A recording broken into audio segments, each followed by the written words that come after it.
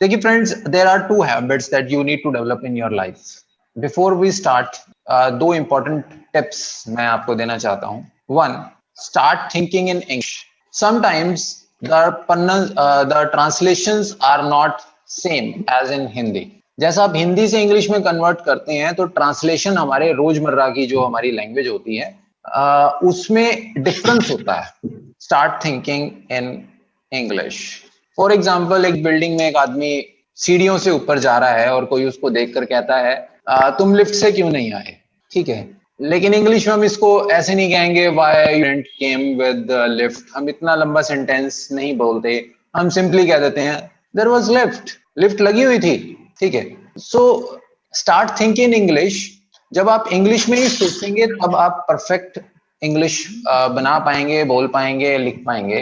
Otherwise अगर ये translation का रूट ही हम लाइफ टाइम फॉलो करेंगे, it will be very much difficult. Yes, translation का रूट इनिशियल स्टेज में हेल्प करता है। फॉर एग्जांपल, जब आप साइकिल चलाना सीखते हैं या बाइक चलाना या कार चलाना सीखते हैं, शुरू में आपको रूल्स बताए जाते हैं और वो रूल्स धीरे धीरे आपके सबकॉन्शियस माइंड में फिट हो जाते हैं और उसके बाद को कभी भी रूल्स नहीं सोचने पड़ते। अच्छा यार, वो पहले 15 दिन मुझे बताया गया था कि पहले क्लच दबाना है और उसके बाद धीरे धीरे क्लच को उठाना है और धीरे धीरे रेस दबानी है। कुछ आपके माइंड में नहीं रहते कभी भी, लेकिन आपके सबकॉन्शियस माइंड में फिट हो जाते हैं क्योंकि आप प्रैक्टिस करते हैं। सिमिलरली इंग्लिश में भी आप रूल्स पे ज्यादा फोकस ना करते हुए बोलने पर ज्यादा फोकस करेंगे। So one, start thinking in English. Number two, that is important, read aloud. कोई भी इंग्लिश की बुक आप उठाएं अपनी सब्जेक्ट बुक से अलग। ठीक है, सब्जेक्ट वाली चीजें इजिली समझ आ जाती हैं और उसमें आपको पता होता है क्या चल रहा है, किस तरह से चल रहा है। बहुत टाइम, कई बार आपको डेफिनेशंस याद होती हैं। कोई नॉवल उठाएं, थोड़ा अपने सिलेबस से डिफरेंट कोई भी बुक उठाएं और उसको जोर की पढ़ें, बोल कर पढ़ें। अभी मैं देख रहा था, मैंने 2-3 अभी सब लोगों से जो एक्सेस कराई है लास्ट के 2 दिन में, आप लोगों से सेंटेंसेस रीड करवाऊं, बट रीडिंग में प्रॉब्लम आई है। रीडिंग में जो आपकी जो आपकी प्रोनाउंसिएशन है वर्ड्स की, वो सही नहीं जा रही। वो प्रोनाउंसिएशन, कुछ लोग क्या कर रहे थे, बीच में कुछ स्किप कर रहे थे, या कुछ लोग उन वर्ड्स को सही ढंग से नहीं बोल पा रहे थे, समझ नहीं रहे थे, उसकी गलत प्रोनाउंसिएशन कर रहे थे। इट्स बेटर कि आप तेज कर पढ़ना शुरू करें। रीड अलाउड का मतलब कि जब आप पढ़ रहे हैं, रीडिंग कर रहे हैं बुक में से, तो उसको बोलते रहें, सिर्फ मन ही मन मत पढ़ें।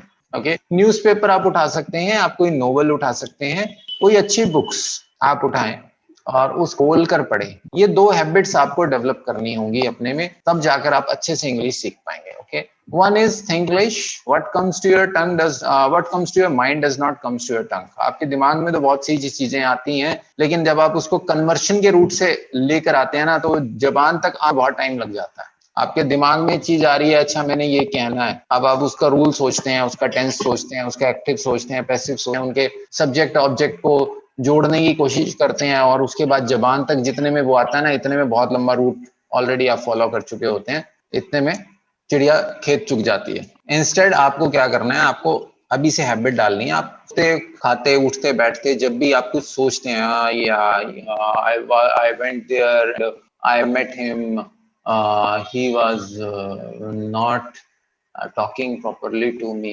मीन्स जब सोच रहे हैं ना, आप उसको इंग्लिश में सोचें। सोचने की भी एक भाषा होती है।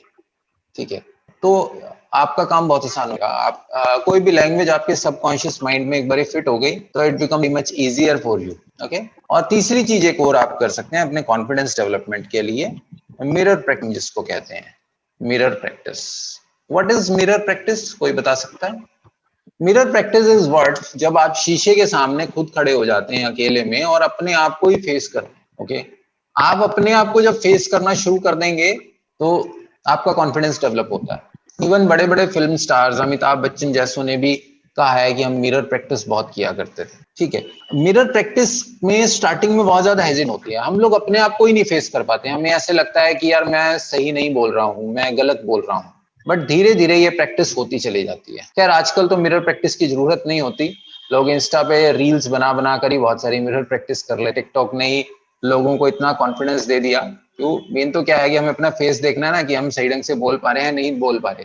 तो जो लोग ऑलरेडी इस सीन से गुजर चुके हैं कि टिकटॉक पे बहुत ज्यादा वीडियोस बना चुके हैं या रील्स करे हैं, तो उन लोगों को मिरर प्रैक्टिस की मुझे नहीं लगता कुछ खास जरूरत है, क्योंकि फेशियल एक्सप्रेशन वो लोग अपने नोट कर चुके हैं और अपना कॉन्फिडेंस डेवलपमेंट वो कर चुके हैं कि वो दिखने में कैसे लग रहे हैं, बोल कैसे रहे हैं, उनका फेस एक्सप्रेशन कैसा है, क्या वो अजीब तो नहीं लग रहे। हमें मेन डाउट क्या होता है बोलते हुए, यार स्टेज पे हम चढ़ने में क्यों डरते हैं? हमें होता है यार पता नहीं यार सामने वाला मुझ पे हंसेगा तो नहीं, कहीं मैं अजीब नहीं लग रहा, कहीं कोई मुझ पे टोंट तो नहीं करेगा, ठीक है।